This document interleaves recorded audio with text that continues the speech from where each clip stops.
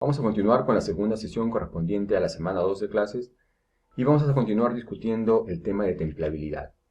Habíamos mencionado que la templabilidad es la característica que tiene un acero que determina la profundidad de penetración de la dureza desde la superficie hacia el interior del acero en una pieza templada. Es decir, un acero de buena templabilidad es aquel que es capaz de mantener una elevada dureza en la superficie y a la vez una buena dureza hacia el interior del componente. Pensemos en un componente cilíndrico, buena dureza en la superficie, pero a la vez hacia el interior, luego de que ha sido templado. Evidentemente se combinan aquí dos factores. No solo se trata de que mantenga una buena dureza hacia el interior, sino que ese valor de dureza tiene que responder o corresponder, efectivamente a un tratamiento térmico de temple. Es decir, tiene que haber martensita. Habíamos mencionado el ejemplo del cigüeñal. Vimos un video en el cual se veía cómo se templaba completamente el cigüeñal. En este caso estamos viendo un tratamiento localizado en uno de los asientos de una biela, justamente para endurecer esa zona en donde va a sentarse la biela. Y algo que no habíamos conversado, pero que lo mostramos en esta figura, es el medio en el cual va a ser templado este componente. Es un medio polimérico, es un medio de enfriamiento muy distinto a estos medios que hemos venido conversando, agua, aceite, baño de sales. Por otro lado, en el lado derecho tenemos un conjunto de ejes o componentes cilíndricos de acero huecos que están siendo templados en aceite. Evidentemente, distintos medios de enfriamiento van a dar como resultado distintas velocidades de enfriamiento, una distinta manera en la cual se va a desarrollar el temple, y por ende diferentes microestructuras, ¿verdad? Hablamos también de los índices de severidad de temple que tienen que ver justamente con este medio, y estos índices tienen asignados unos números dependiendo justamente de la capacidad que tiene el medio para disipar, ¿no?, o extraer el calor del componente que está siendo templado. Bien, ya hemos conversado también acerca de los métodos para determinar la templabilidad. Uno de ellos, el método de Grossman, y el otro, el método de ensayo-Jominy, que también habíamos indicado que va a ser el que van a desarrollar en su primera sesión de laboratorio. Bien, había surgido una pregunta en las clases que era, ¿para qué sirve el diámetro crítico? ¿Qué uso práctico le damos nosotros al diámetro crítico? ¿Para qué sirve conocer el diámetro crítico ideal? Primero, recordemos un poco qué es el diámetro crítico. El diámetro crítico es el diámetro que corresponde a una barra, es el diámetro que tiene una barra que ha sido templada, en donde se puede encontrar 50% de martensita en el centro de esa barra. ¿Qué es lo que nos conviene en los materiales, en los aceros? Por supuesto, tener el mayor diámetro crítico posible. Y ese diámetro crítico es determinado para unas condiciones particulares de temple. Si yo cambio las condiciones de temple, es decir, si cambio el índice de severidad de temple H, el diámetro crítico va a cambiar. ¿Qué es lo que no cambia? El diámetro crítico ideal. Ese es un valor hipotético que se asume o que se determina conociendo la composición química del acero, y vamos a aprender a hacer eso en esta sesión, y en el cual se asume que el temple está siendo realizado en un medio hipotético en el cual, cuando uno introduce el componente, ¿sí?, en el medio de enfriamiento, inmediatamente la superficie alcanza la temperatura del medio en el cual está siendo templado. Eso no ocurre en la práctica y hemos discutido las razones, pero se asume hipotéticamente para generar un diámetro crítico ideal. Y conociendo el diámetro crítico ideal, que como acabo de mencionar también lo podemos determinar en función de la composición química, se puede determinar los diámetros críticos para diferentes condiciones de temple. Esa es la manera en que funciona en la práctica. ¿Y eso para qué se utiliza? Por ejemplo, en una planta en donde se fabrican aceros, y por supuesto que se dedica a la comercialización de aceros, es importante, ¿no?, para los ingenieros que trabajan en ella, que puedan asegurar que la composición química de sus aceros, los aceros que están fabricando, es la adecuada para generar justamente los diámetros críticos que se buscan cuando posteriormente se tiemplen estos aceros en diferentes medios de enfriamiento. Es decir, asegurar la templabilidad del acero. Para eso es importante conocer, en este caso, los conceptos de diámetro crítico ideal. Esto es más sencillo de ver en una planta de tratamientos térmicos, por ejemplo. En una planta de este tipo tenemos distintos medios de enfriamiento: agua, aceite, baño de sales, lechos fluidizados, baños de enfriamiento poliméricos, por ejemplo, aceites naturales, hasta hoy en día que se están usando también nanopartículas para favorecer justamente la disipación de calor. Con tantos medios distintos de enfriamiento, es importante conocer cómo varían cada uno de ellos el diámetro crítico de un componente.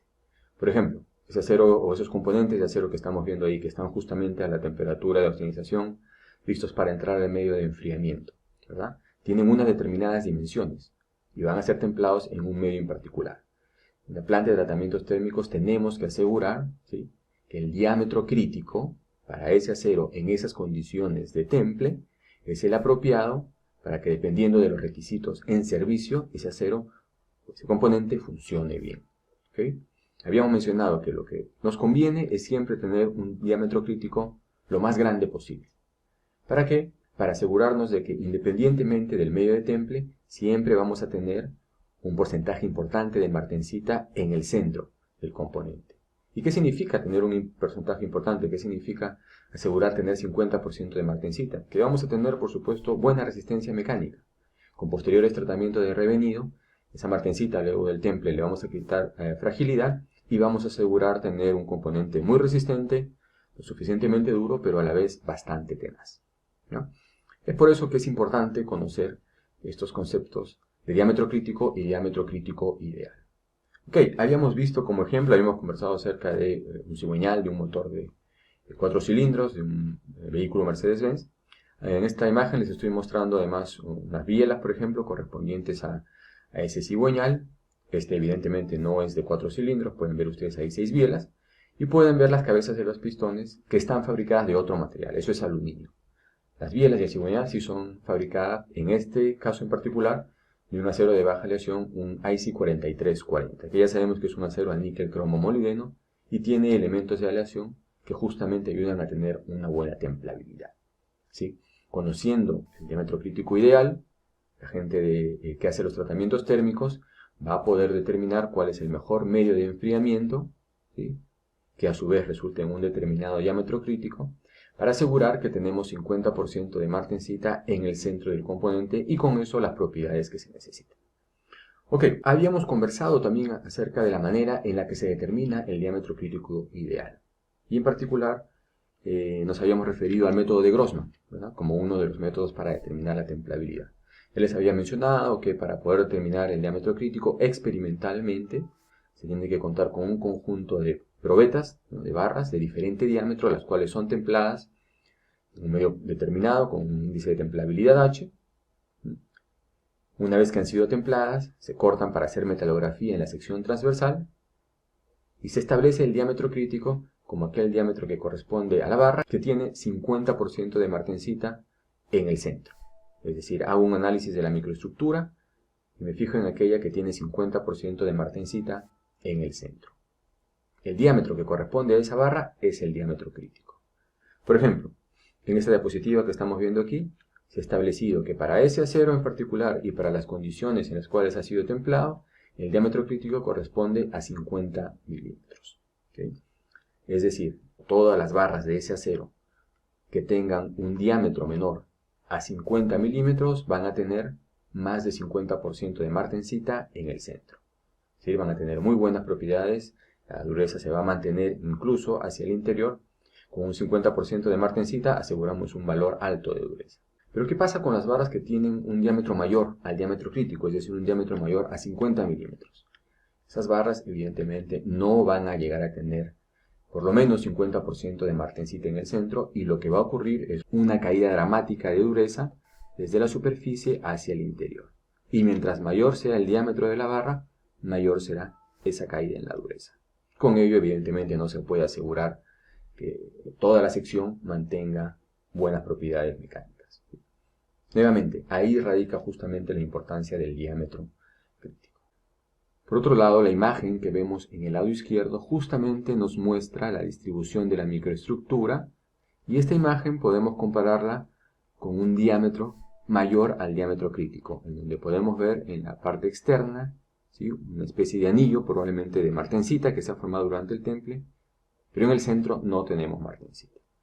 Por ende, aquí estamos bastante lejos del diámetro crítico. ¿Qué es lo que esperamos encontrar en el diámetro crítico? Ya mencionamos, por lo menos 50% de martensita en el centro. Bien, Pero en la práctica no vamos a estar pues haciendo estas pruebas cada vez que querramos determinar el diámetro crítico, ¿no? Haciendo un ensayo con 10 barras de diferente diámetro, templándolas en diferentes medios y viendo cuál es el diámetro crítico que se obtiene, ¿no? Lo que se hace en la práctica es trabajar con un gráfico que también lo habíamos ya discutido en la clase pasada y que presenta en el eje horizontal valores del diámetro crítico ideal, en el eje vertical diámetro crítico o diámetro real, y en este lado han sido ploteadas distintas curvas que corresponden a diferentes índices de severidad de temple H, ¿verdad? ¿Cómo funciona esto? Supongamos que tenemos un acero que tiene un diámetro crítico ideal determinado por una fórmula en la cual interviene la composición química, eso lo vamos a ver más adelante, y supongamos que nos da un valor de 40. Tenemos un acero que tiene un diámetro crítico ideal de 40 milímetros. Y queremos saber cuál va a ser el diámetro crítico para ese acero si es que lo templamos, por ejemplo, en agua quieta. Agua quieta corresponde a un índice H de 1. Intersectamos o ubicamos el punto de intersección de ese diámetro crítico ideal 40 milímetros con la curva que corresponde a H igual a 1 y obtenemos como resultado el diámetro crítico. El diámetro crítico que hemos obtenido es aproximadamente 23 milímetros. ¿Qué quiere decir esto? Que si queremos asegurar que un componente va a tener 50% de martensita en el centro cuando lo templemos en estas condiciones, es decir, un componente fabricado de ese acero y templado en agua quieta, para poder asegurar que vamos a tener por lo menos 50% de martensita en el centro, el diámetro del componente no tiene que ser mayor a 23 milímetros. Si es 30 milímetros, no vamos a obtener 50% de martensita en el centro, vamos a obtener mucho menos. Por ende, la dureza va a caer en esa zona. ¿Okay? ¿Qué podemos hacer entonces? ¿Cambiar de acero? No, no necesariamente, lo discutimos también en la clase anterior. Podemos cambiar del medio de enfriamiento para realizar el temple. Asumamos ahora que vamos a realizar el temple en un baño de sales, ya no en agua, sino en un baño de sales, y además con circulación fuerte. Esto equivale a un índice de severidad de temple H igual a 5, utilizando el mismo acero que tiene un diámetro crítico ideal de 40, intersectamos a la curva para H igual a 5 y determinamos el nuevo diámetro crítico. Ese diámetro es aproximadamente 35 milímetros. Como podemos ver, es mayor que el anterior. Y tiene sentido esto porque ahora estamos utilizando un medio de temple que va a disipar más rápido el calor. Es un baño de sales y además con circulación violenta. Va a ser más efectivo en términos de disipar el calor del componente que estamos templando. Bien, yo les he mencionado que el diámetro crítico ideal podemos determinarlo a partir de la composición química, ¿verdad? Con una fórmula que existe. Pero repasemos un poquito unos conceptos previos que nos van a ayudar a entender justamente este cálculo del diámetro crítico ideal en función de la composición química. Y tiene que ver también con conceptos que habíamos discutido en la clase pasada, ¿no? ¿Cuál es el efecto que tienen los elementos aleantes, por ejemplo, en un acero de baja aleación, en la metalurgia del acero? Lo que estamos viendo aquí son curvas TTT que corresponden a dos tipos de acero. Un acero al carbono, como podemos ver allí en la diapositiva, y un acero de baja aleación. ¿Cuál es la diferencia entre ambos en términos de las curvas TTT? Como podemos ver, los elementos de aleación lo que hacen es desplazar las curvas hacia la derecha. ¿Sí? Aquí, por ejemplo, se está indicando que hasta un 7% de elementos como el molibdeno, manganeso, cromo, níquel, desplazan las curvas hacia la derecha. ¿Qué implica esto? Por ejemplo, si nosotros templamos estos dos aceros con una velocidad de enfriamiento como la que estamos mostrando ahí en color azul, ¿sí? Podemos ver que para el caso del acero al carbono, esta curva de enfriamiento corta el acero en el punto de inicio de transformación martensítica y atraviesa completamente hasta el punto de finalización de la transformación martensítica. Como resultado vamos a tener una microestructura de 100% de martensita, es decir, el acero va a estar completamente templado con esta velocidad de enfriamiento. ¿Qué pasa con un acero de baja aleación? Con mayor razón, al estar las curvas bien desplazadas hacia la derecha, como podemos ver aquí, sobrado va con la misma velocidad de enfriamiento, va a cortar también las curvas de inicio de transformación a martensita y de finalización de la transformación a martensita. Por ende también va a ser 100% de martensita. Pero veamos ahora otro enfriamiento, el que está aquí presentado en una línea discontinua de color rojo. Evidentemente, este enfriamiento está cortando ya las curvas de inicio de transformación a otro tipo de constituyentes que no son necesariamente martensita. Es más, tanto el inicio como el fin son cortados por este enfriamiento. Por lo tanto, con este enfriamiento no vamos a formar martensita en este acero al carbono. Pero ¿qué pasa en el acero de baja aleación? Fíjense, aún con este enfriamiento, esta velocidad, que es mucho más baja que la correspondiente a la de color azul, todavía estamos formando 100% de martensita en un acero de baja aleación. ¿Por qué? Porque los elementos aliantes ayudan a desplazar las curvas de inicio y finalización hacia la derecha. Por ende, no estamos tocando más que la curva de inicio y transformación, final de transformación, a martensita. Seguimos teniendo 100% de martensita. Esa es la manera en la que funcionan los elementos de aleación. Sin embargo, eso también depende del tamaño del componente. ¿A qué me refiero? Cada una de esas velocidades de enfriamiento, tanto la de color azul como la de color rojo, también se pueden relacionar con las posiciones, ¿sí?, de distintos puntos en la sección transversal de un componente que yo esté templando. Ya hemos discutido que lo primero que se enfría cuando se está haciendo un temple es la superficie, que corresponde al punto A, como estamos viendo aquí. Entonces, tranquilamente, ese punto A está experimentando esta velocidad de enfriamiento, ¿verdad? Perfecto. Con esto obtenemos 100% de martensita. Tiene sentido, es lo primero que se está enfriando, se transforma todo en martensita. ¿Qué pasa con los puntos al interior? Pensemos en un punto en la posición F. Está más o menos, ¿no?, a un cuarto del diámetro de este eje que estamos templando. La velocidad de enfriamiento en ese punto podría corresponder con la curva de color rojo, ¿sí? Nuevamente, aquí podemos ver claramente cómo para un acero de baja aleación, aún con distintas velocidades de enfriamiento asociadas a diferentes puntos hacia el interior, seguimos formando todavía martensita, ¿sí? Si este eje fuera de acero al carbono, para el punto F, que corresponde a esta velocidad de enfriamiento, ya no vamos a tener martensita. Aquí vamos a tener perlita, ferrita, otros constituyentes.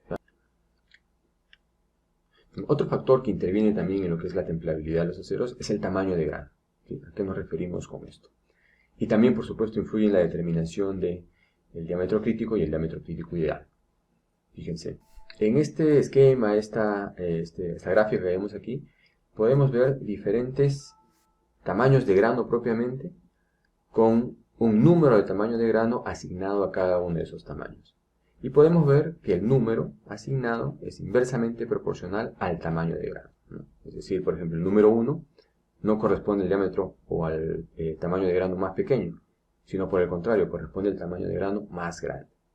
Hay una proporcionalidad inversa entre el número de tamaño de grano y el grano. ¿Y por qué es importante conversar acerca del tamaño de grano? Fíjense, la transformación martensítica es una transformación adifusa, sin difusión. Hay un movimiento masivo de átomos, esto lo hemos conversado ya. Se distorsiona, ¿no?, la celda unitaria, hay una expansión de la celda unitaria, es una transformación masiva.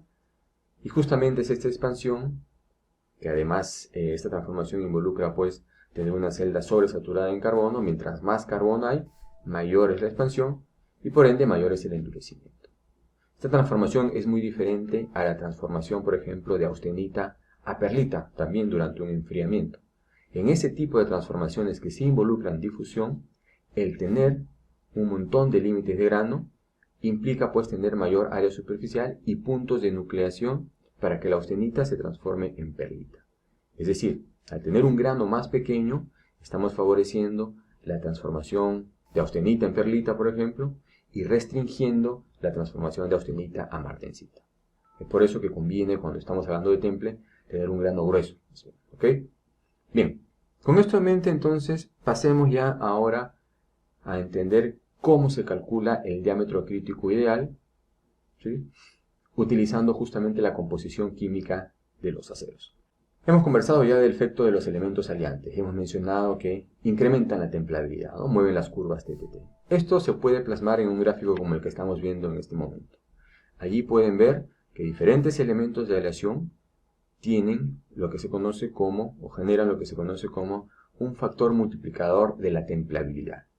En función de la cantidad del elemento aliante, es decir, del porcentaje del elemento aliante, ¿sí?, se tendrá un diferente factor de multiplicación de la templabilidad.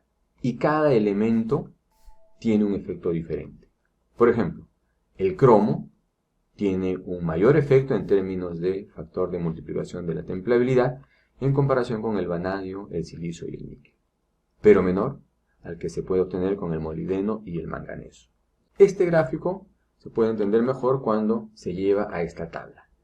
En esta tabla estamos viendo, en esta columna, el porcentaje del elemento de aleación, es decir, de estos elementos, el porcentaje, ¿sí? En esta columna, un factor que se conoce como el diámetro base ideal, que luego vamos a entender cuando ya hablemos de la fórmula para calcular el diámetro crítico ideal, y acá el factor multiplicador, que vendría a ser el que aparece en este gráfico, para cada uno de los elementos de aleación.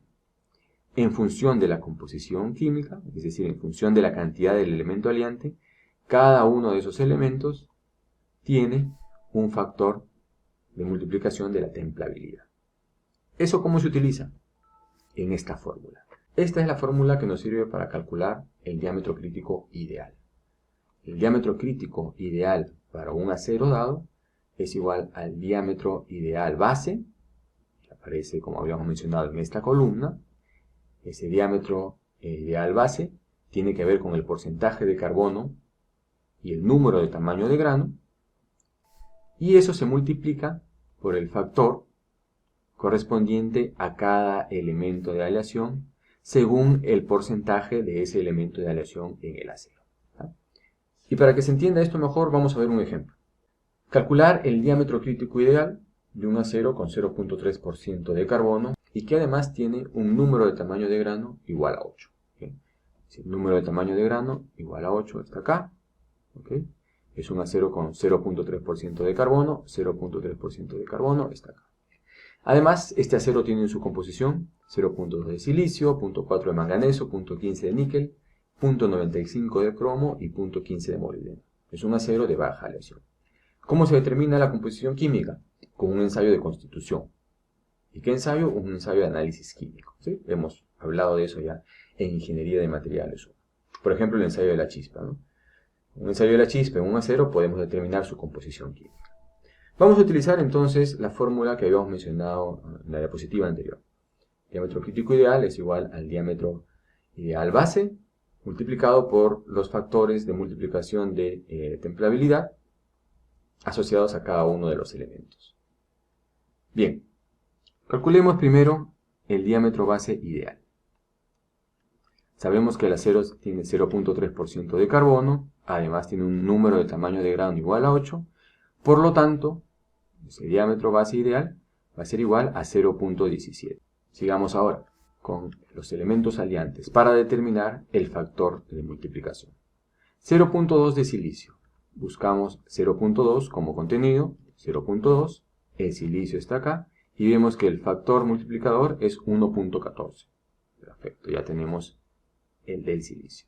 Veamos ahora el del manganeso, 0.4. 0.4 está aquí, acá está el manganeso, el factor multiplicador es 2.33.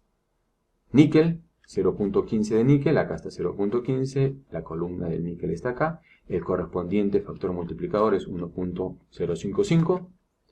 Lo mismo con el cromo, el factor multiplicador 3.052. Allí podemos ver el efecto del cromo en la templabilidad. El factor es bastante elevado y mientras más cromo tengamos, mayor será ese factor. Y terminamos con el molibdeno, que también es 0.15. 0.15. Molibdeno, el factor multiplicador es 1.45. Resolvemos la ecuación y nos da como resultado un diámetro crítico ideal de 2.1 pulgadas. Esto equivale a 53.34 milímetros. Perfecto. De esta manera es que se calcula el diámetro crítico ideal en la práctica. ¿Cómo se consigue la composición química del acero? Eso es muy sencillo, con un ensayo de análisis químico, un ensayo de la chispa, por ejemplo.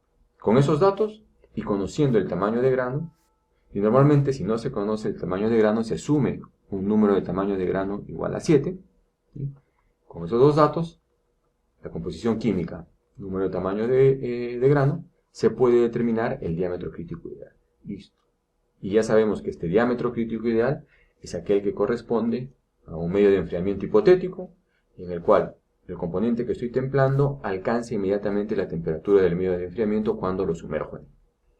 Bien, vamos a hacer un ejercicio para que esto se entienda mejor, y esto lo van a hacer ustedes, ¿ok? En base al procedimiento que hemos discutido en la diapositiva anterior, quiero que calculen por favor el diámetro crítico ideal para dos aceros, que ya hemos conversado respecto a ellos también en la clase anterior. El IC 1045 y el IC 6140. ¿Okay? Aquí les presento la composición química, ¿sí?, del 1045 y del 6140. Asuman por favor un número de tamaño de grano de 7 para determinar el diámetro base ideal. ¿Sí? Apliquen la fórmula que ya conocemos. Por favor, les pido que den su respuesta en milímetros y que además comenten o piensen acerca de las diferencias en el valor de diámetro crítico ideal que se han obtenido para ambos aceros. ¿Sí? Allí tienen la tabla con los factores multiplicadores para los distintos elementos de aleación. Están aquí los contenidos también. Les pido por favor que redondeen, por ejemplo, este 0.48, llévenlo a 0.5 y este 0.42 a 0.40, ¿no? Y de esa misma manera trabajen con el resto de elementos de aleación. Allí está la fórmula que pueden utilizar justamente, que es la misma que hemos utilizado en el ejemplo, para que puedan determinar el diámetro crítico ideal. Como segundo ejercicio, les voy a pedir que con el diámetro crítico ideal que han calculado para ambos aceros, que va a ser diferente evidentemente, calculen ahora el diámetro crítico, es decir, utilizando esta tabla, entran con el diámetro crítico ideal para calcular el diámetro crítico, ¿sí?, para un temple en agua con circulación fuerte. Aquí les estoy dando la tabla correspondiente a los índices de severidad de temple, H, para agua con distintos métodos de enfriamiento. Y en base a eso, ustedes calculen, por favor, el diámetro crítico para cada uno de esos aceros para ese medio con esa severidad de temple, agua con circulación fuerte, ¿no? Y también, por favor, piensen en su resultado, interprétenlo, discútanlo, porque va a ser lo primero que vamos a conversar y discutir en la siguiente clase. Entonces los dejo con esto para que puedan trabajar y lo tengan listo ya para la siguiente semana. ¿Okay? Nos vemos la siguiente semana.